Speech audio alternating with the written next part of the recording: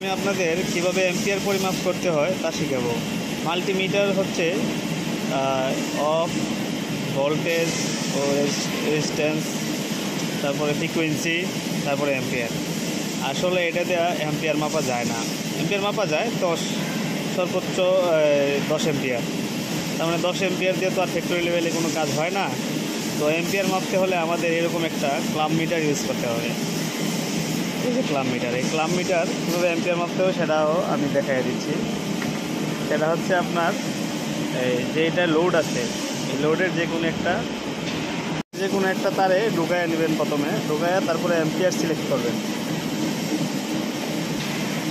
Ampere select, এই যে এইভাবে অ্যাম্পিয়ার সিলেক্ট, কত অ্যাম্পিয়ার নিতেছে এই অনুযায়ী আমাদের অ্যাম্পিয়ার সিলেক্ট করতে হবে। যেমন এটা সর্বোচ্চ 20 অ্যাম্পিয়ারের নিচে এই জায়গায় অ্যাম্পিয়ার নিতেছে। এটা কি 0.26 অ্যাম্পিয়ার নিতেছে। ঠিক আছে, এখন খুলে ফেললে অ্যাম্পিয়ার দেখাবে না।